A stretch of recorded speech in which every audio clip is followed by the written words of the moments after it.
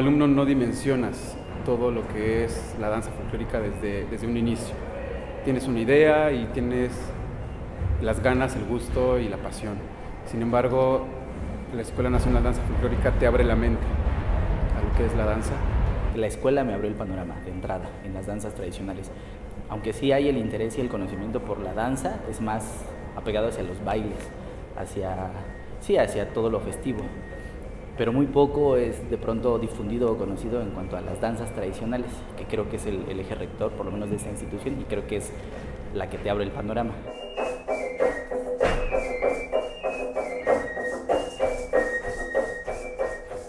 Quiero creer que esta institución está luchando por ser la mejor. Creo que el folclore es un fenómeno social bastante grande en México y quería estudiarlo desde adentro, desde la práctica.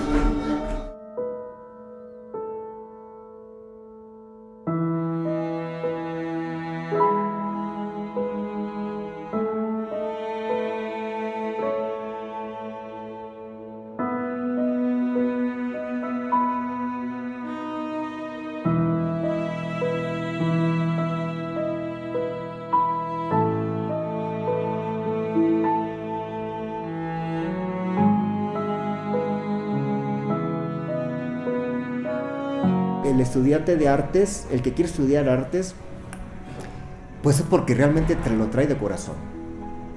Entonces ahí ya tenemos un plus y tenemos una ventaja, porque el chavo que nos llega a la escuela es porque realmente quiere estudiar danza. Contra viento y marea muchas veces, porque la mayoría o muchos de los chavos que están en esa escuela no son de la Ciudad de México. Tenemos la fortuna de tener una diversidad también de estudiantes de diferentes partes de la República, y también por el impacto que tiene la Escuela Nacional de Danza Folclórica a nivel nacional, ¿no? A mí me hubiera gustado estudiar danza folclórica en esa escuela. Desafortunadamente, económicamente para mí era imposible, y además hablar de la Ciudad de México también es hablar de un impedimento muy fuerte. Entonces, el chavo que está aquí en esa escuela tiene una convicción real de lo que está haciendo. Con la creación de la Escuela Nacional de Danza Folclórica ya como independiente, se sigue impulsando o se puede impulsar ya más en concreto el estudiar la danza tradicional y traer los cursos de informantes, prácticas de campo, que el pilar de esto fue el maestro Torreblanca, y luego los impulsores fueron mis compañeros aquí presentes junto con Francisco Bravo, Cora Sánchez, Edmundo Juárez, que son los pilares de la escuela, ¿no? En un inicio el maestro Torreblanca con los maestros iniciales de la academia, pero ya después los que sientan bases pues, son mis compañeros, ¿no?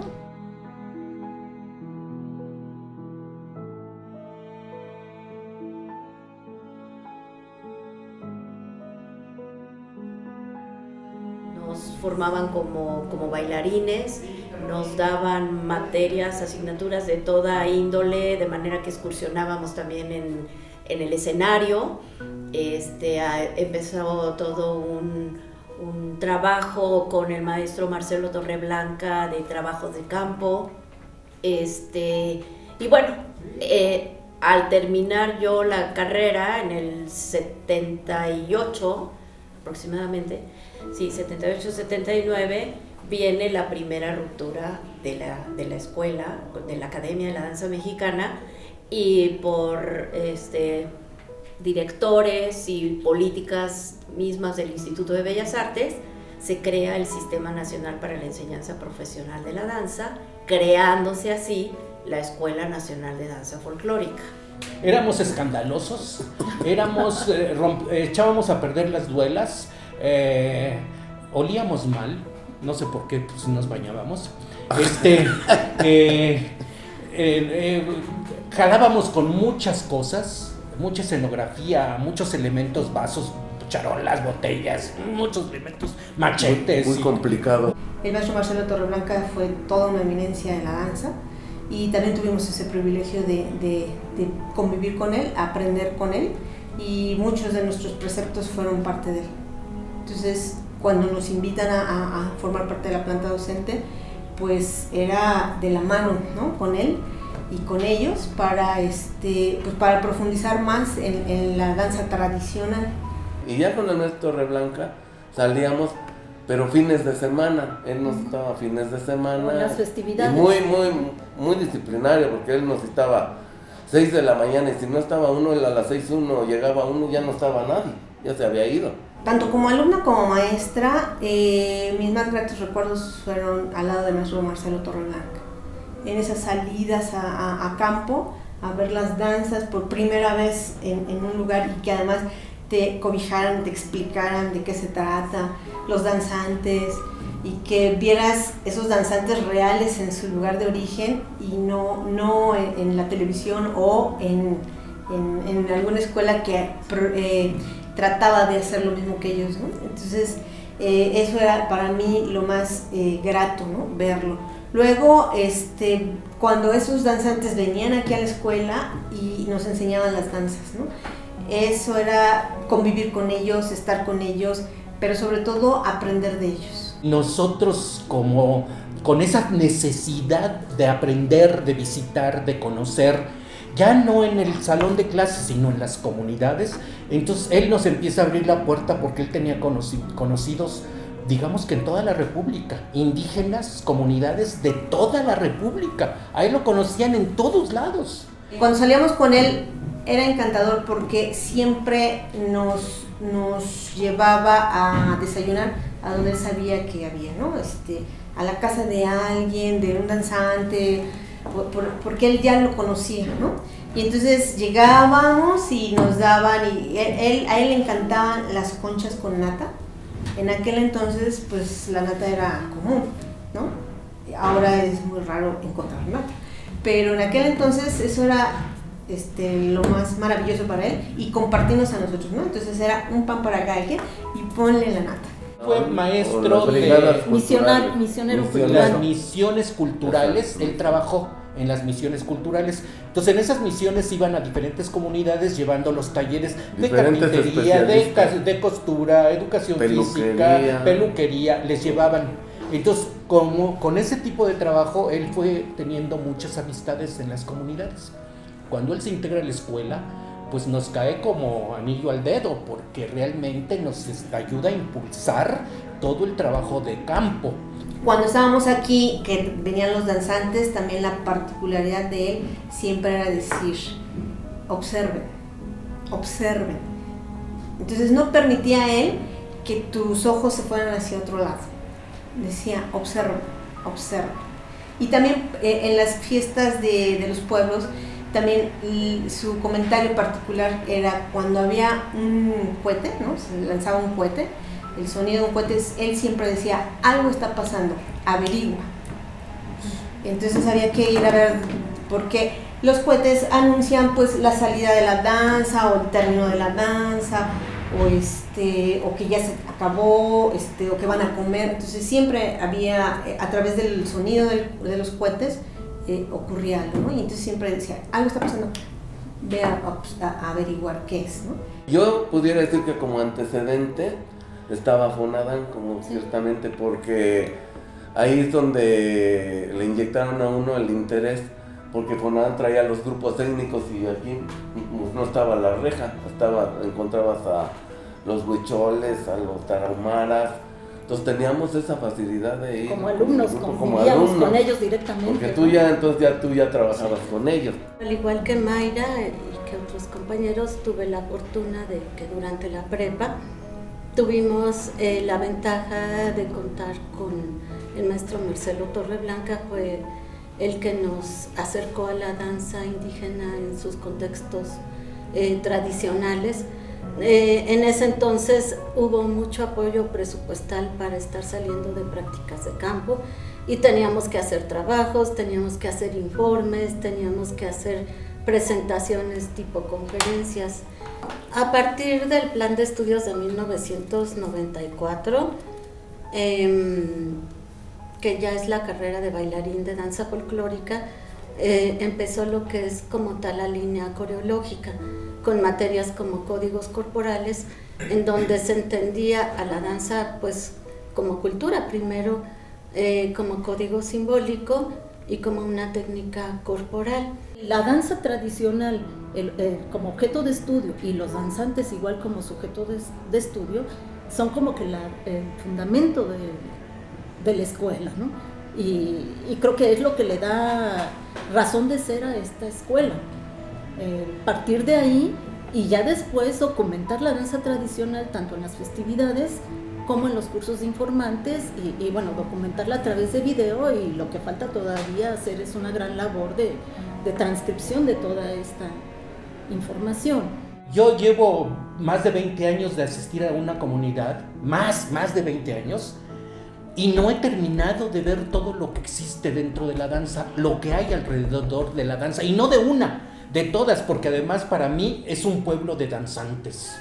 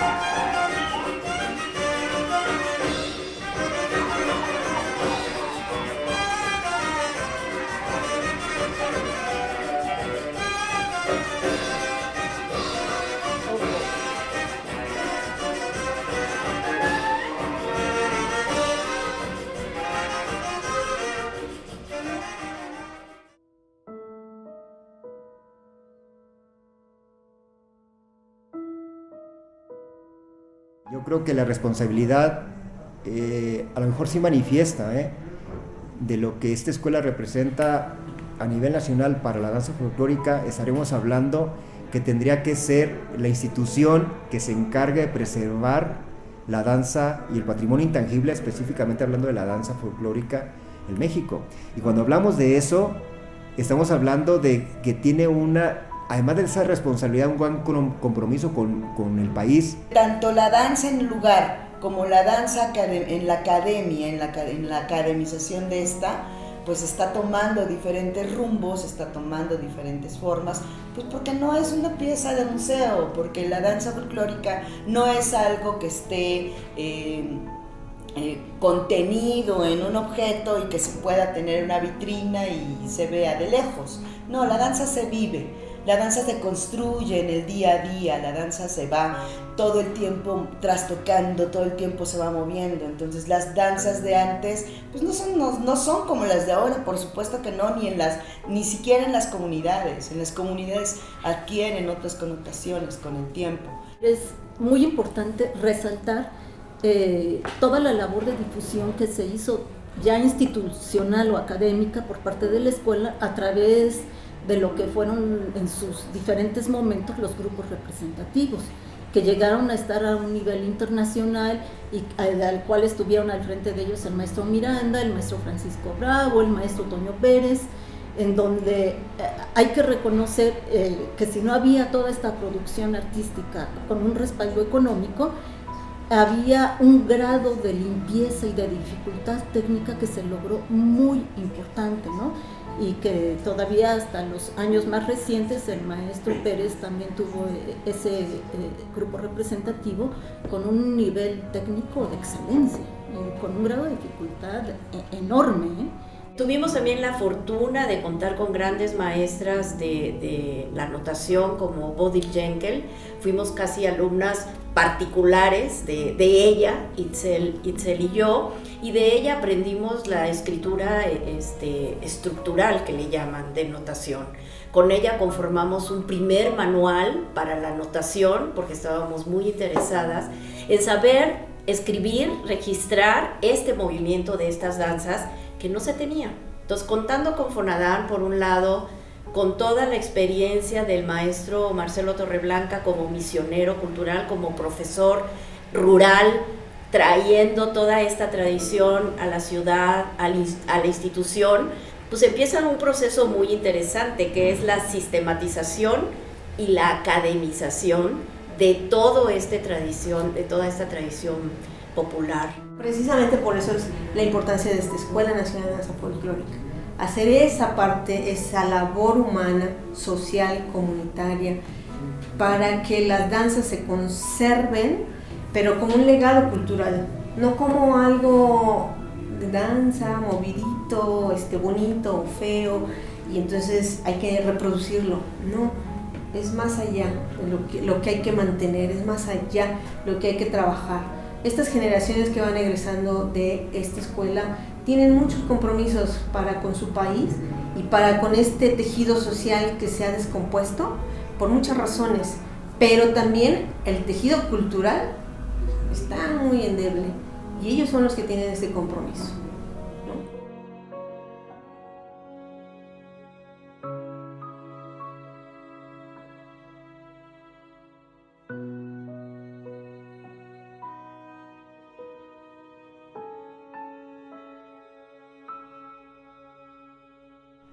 Todo lo que es la parte del vestuario, los chavos lo tienen que costear. La escuela obviamente no tiene los recursos como para hacer ese tipo de gastos, ¿no? Y es parte de su formación también, porque mucho del vestuario que los chavos van a usar hoy es vestuario que ellos mismos elaboran o confeccionan. Desde el bordado, de lo que van a ver ahí, hasta la hechura de mucha la parafernalia que usan los estudiantes para las danzas. Entonces, todo el vestuario básicamente lo costean los estudiantes, porque es parte también de su formación, ¿no?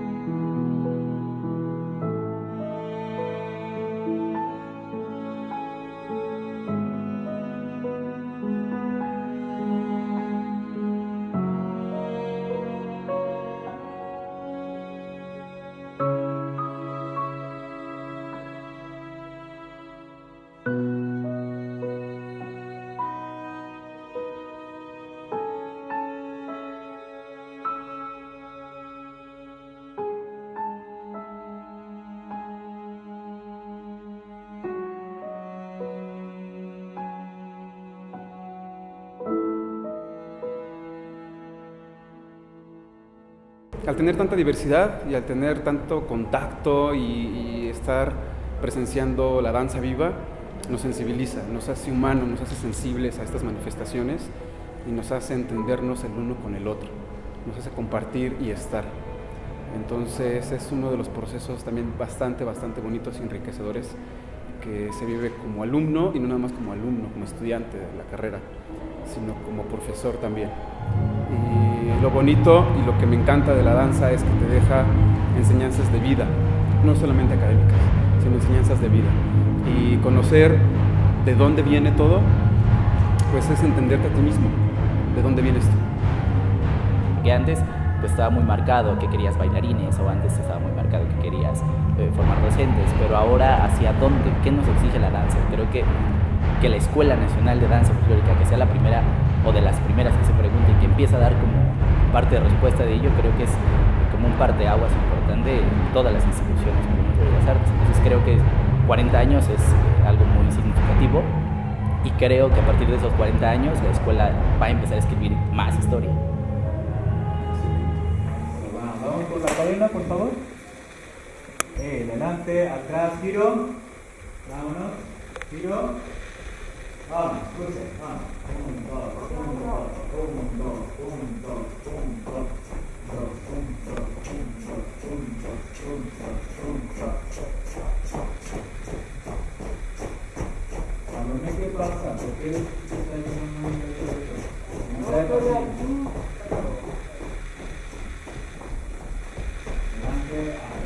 delante, atrás, giro, cambio, giro, vamos, vayan de línea a línea, ese pasillo, vean.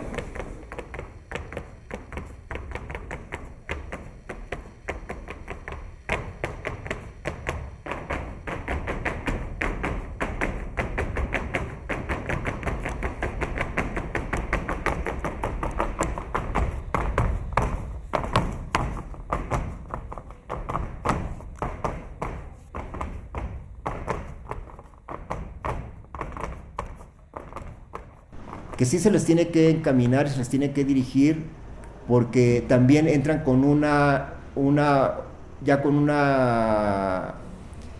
intención muy marcada, que creen que van a ser bailarines o creen que se van a dedicar únicamente a bailar. Entonces ya cuando se enfrenta a un plan de estudio donde no es bailar nada más por bailar, sino que hay una carga de análisis y reflexión de la danza también, y que los empieza a enfrentar a materias y asignaturas que tienen que ver con la parte teórica de la danza también, y ahí es donde empiezan a tener tropiezos, cuando empiezan a conocer la realidad de estudiar danza. Pero igual la convicción de lo que quieren hacer, pues vence todas estas realidades que se enfrentan en esta escuela, ¿no? Y los mismos alumnos que también a su manera también tienen las dos posibilidades de dañarla, no obstante de ser especialistas en danza. También pueden dañarla o pueden enriquecerla. Dañarla cuando la enseñen de manera tan superficial que signifique nada, o enriquecerla dando todo un marco teórico de una lógica cultural de las culturas dancísticas. Dentro de esta institución encontré una forma de vida. La danza es una forma de vida, no es un hobby. El estar en la danza te abre el panorama y te hace acercarte hacia la sociedad. No nada más te acerca al escenario o al salón de clase, sino te acerca a la misma sociedad, al mismo país, te hace sentirlo, te hace vivirlo, y te hace poderlo expresar de la misma forma.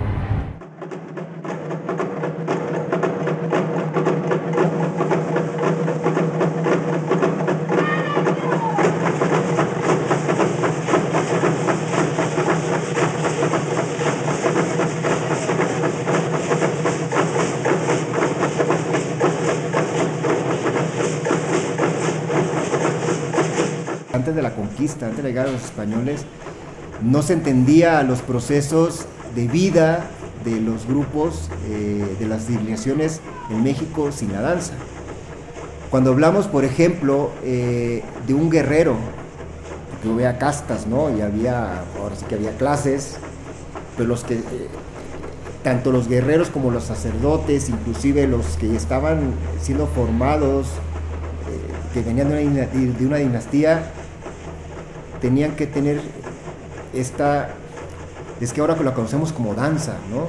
Pero anteriormente no existía la danza, la guerra, ni la batalla, sino que era todo un saber complejo y completo, porque un guerrero, por ejemplo, no podía ir a la guerra si no bailaba antes de irse a la guerra, porque era el proceso ritual que tenía que tener antes de irse a la guerra, porque en la medida que ellos ofrecían, no había otra manera de conectarse con los grandes dioses sino era a través del cuerpo y de la danza. Lo que pasa es que son ciclos, ¿no? Que si no los completas, entonces pierde el significado completo. O los colores, que de repente, ¿por qué el color rojo? ¿Por qué el color azul? ¿O por qué lleva espejos? Tiene un simbolismo muy increíble en todas las danzas, que de repente no nos paramos a apreciarlas, y justamente porque no hay difusión. Muchos de los cronistas españoles hablan de que era tanta la devoción de los indios al bailar las danzas hacia el Dios, que conocemos, el Dios católico, que no se atrevían a verlo, ¿no? Pero realmente era un engaño, porque realmente a quien le bailaban ellos, Tenochtitlan fue sepultada con todos los grandes dioses y deidades de los mexicas, pues le bailaban a ellos realmente, porque estaban abajo. Entonces los españoles decían, no, es tanta la devoción del indio que no se atreve a ver a Dios, a Cristo a los ojos. Por eso bailan hacia abajo, pero realmente bailan hacia abajo, viendo hacia abajo, pero están bailándole todavía a las deidades que están sepultadas, ¿no? Algo que debemos de cuidar siempre, y creo que la escuela lo ha hecho, es que no podemos nosotros bailar en lugar de ellos. Dentro de la etnología y de la etnografía, pues algo que se vive es la observación participante. No puedes hablar o interpretar el suceso o el acontecimiento si no estás presente, si no tratas de dejar tus prejuicios, tus valores y tus juicios, ¿no?, sí, y tratas de formar parte de esa cultura. Nosotros tenemos que bailar con ellos. No podemos sustituir lo que hacen ellos, sino sumarnos a lo que hacen ellos. Y traerlos es reconocerlos, porque en sus comunidades cada vez están siendo más marginados, cada vez más relegados. Y algo que tienen ellos en su contra es pues también las condiciones de pobreza que lamentablemente viven la mayoría de los danzantes. ¿Cuál es esta ideología, esta cosmovisión que está atrás de este movimiento, de estos cuerpos, de estas culturas?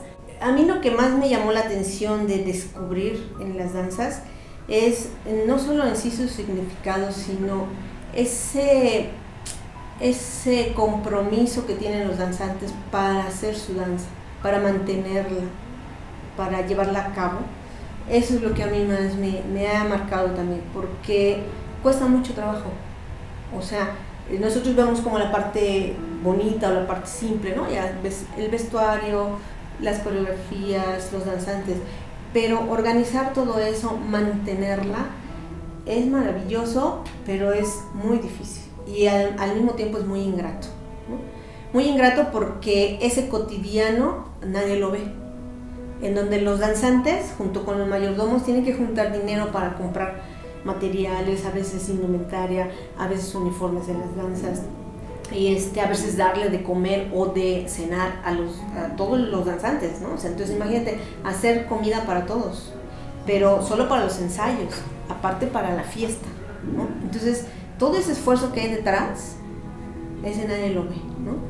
Entonces esa parte a mí siempre me conmovía porque decías, bueno, ¿cuál es el propósito entonces? No solo del significado de la danza, sino el propósito en sí de la danza y de muchas y de todas las danzas de la cultura dancística de México.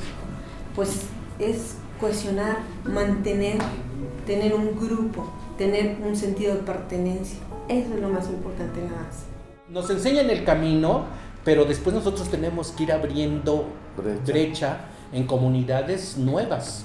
Y hay comunidades en las que sí es un problema entrar. Sí, la comunidad te detiene y te dice, no puedes filmar, no puedes tomar fotografías, grabar, no puedes grabar. Puedes ver la fiesta, pero no puedes grabar. Yo recuerdo una experiencia en Santa Teresa, el Nayar, con los coras. Estábamos ahí con los coras. Y entonces para poder entrar a la comunidad se tuvo que pedir permiso a las autoridades tradicionales, porque en ese momento de la Semana Santa ellos tienen el poder, las autoridades tradicionales. Entonces se pide permiso para entrar y entonces nos dicen sí, se pueden quedar, pero nada más van a ver la fiesta, van a ver las danzas y van a ver los rituales y van a ver todo. No pueden tomar fotografías, no pueden filmar, no pueden grabar, nada. Solamente van a ver. La función que cumple la danza tradicional en el lugar en donde fue construida, en donde fue creada, es una comunicación directa entre los hombres y los dioses, tiene que ver con una petición, tiene que ver con una promesa, tiene que ver con una estructura social, responde a un equilibrio cósmico, responde a una interacción del hombre con la naturaleza del hombre, con lo superior, lo supremo. En el escenario es otra cosa. El escenario se ritualiza desde otra perspectiva, desde otro punto. Por supuesto que es todo un proceso ritualizado el que se vive en el escenario, pero se vive desde otro punto. Se construye entonces así un discurso coreográfico desde otra perspectiva. Son como micromundos en nuestro país. Entonces, no podríamos entender la forma de ser de la gente de una región en específico si no hablamos de la danza. Porque la danza, al final de cuentas, transforma, influye, dicta la forma de ser desde lo espiritual hasta lo más común del ser humano, ¿no? Y en México no podemos entender el ser humano sobre todo cuando hablamos de costumbres y tradiciones en nuestro país, si no hablamos de la danza. El profesor Marcelo Torreblanca, cuando tú interpretaras un papel, un danzante, una parte de la danza, en este caso nos tocó a Itzel a mí la danza de tocotines, era preciso, ¿no? ¿Quién era Cortés? ¿Quién era Moctezuma? ¿Y quién eran la Maringuía? ¿Quién eran...? Y cada uno desde su personaje, desde su carácter, con instrucciones precisas de él, de lo que uno tenía que interpretar, ¿no? O sea, no solamente nos acercaba a la danza, sino que además nos pedía con indicaciones precisas cómo interpretarlo.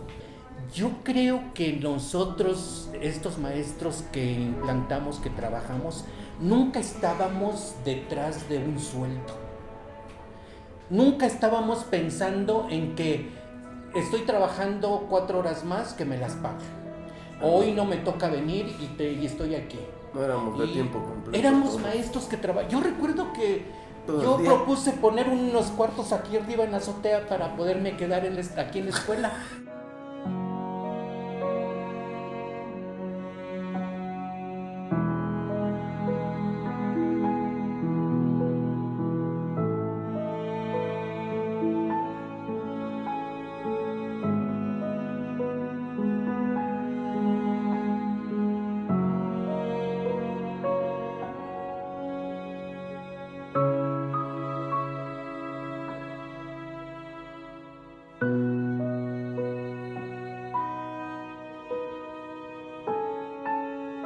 La verdad es que mi visión alrededor de la danza ha cambiado enormemente y ha sido una experiencia maravillosa estar aquí. No sé, significa todo para mí porque es mi formación. Entonces, de aquí va para toda la vida. Creo que ha estado muy descuidado el aspecto dancístico folclórico y creo que es una de las cosas más menospreciadas justamente en México en el aspecto de la danza. Y creo que me interesa mucho pues hacerla, pensarla sobre todo y escribirla.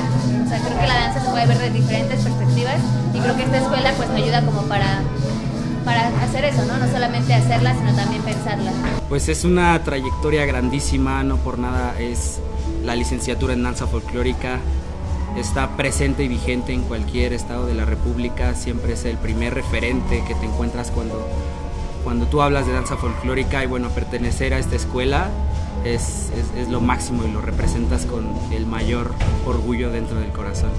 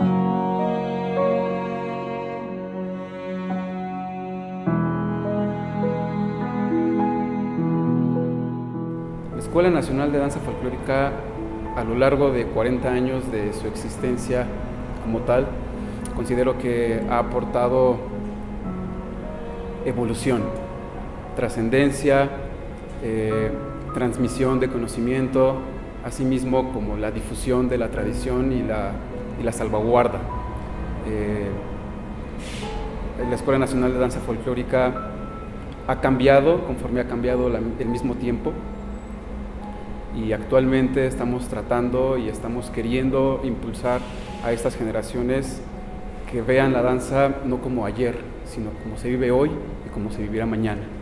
Creo que la escuela ahora tiene un compromiso mayor con la sociedad, ¿no? Que por eso está vislumbrando como qué va a hacer ahora con estas nuevas generaciones, y que creo que a partir de ahora la Escuela Nacional de Danza va a escribir historia sobre la danza folclórica, y quizás ya no danza folclórica, sino analizarla desde otros aspectos. La escuela debe de ser la que siga formando líderes en el patrimonio cultural dancístico de México, a diferencia de otras escuelas que tal vez se aproximan a hacerlo o no lo hacen, tienen otra vertiente, pero la escuela tiene ese compromiso y debe de defenderlo. ¿Cuesta mucho trabajo? Sí. No hay dinero ni presupuesto para estas escuelas o este tipo de escuelas, porque precisamente es algo que no amerita gastarse en ello. Sin embargo, esa es la lucha constante de que nosotros necesitamos tener especialistas en danza para que podamos seguir construyendo lo que es la danza tradicional, construyendo, reconstruyendo y manteniéndola, ¿no?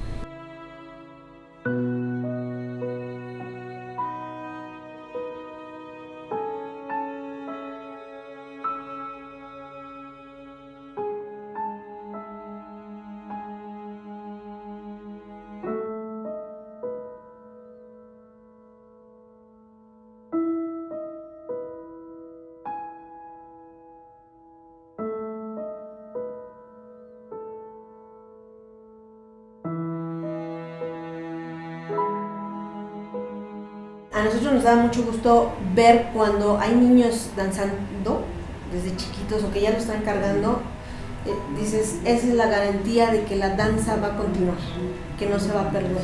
Se puede transformar porque las generaciones se van transformando, pero no se va a perder, ¿no? Y eso es maravilloso. Se trata de no nada más ejecutar o bailar, sino también saber hablar de la danza y del movimiento, y por otro lado escribir sobre danza y sobre movimiento.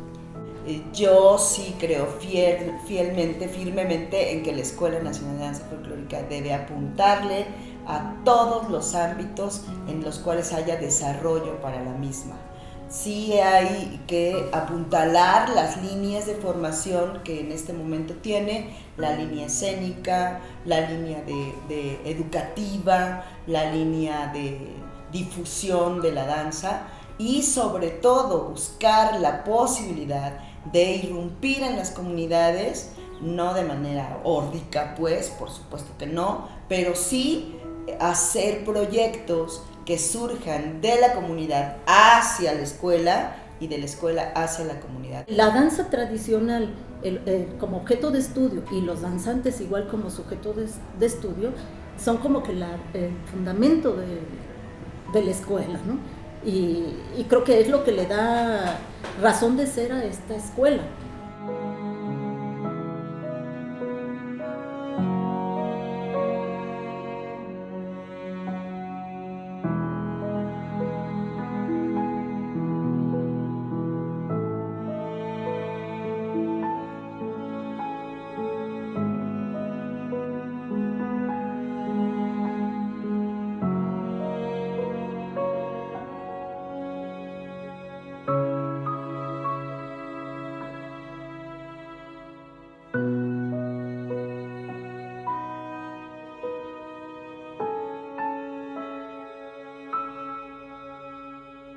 Para hacer como que bailamos y nos movemos, hay muchas escuelas y muchas personas. Pero para hacerlo con fondo, con fundamento, sustento, para nutrir el alma, somos pocos.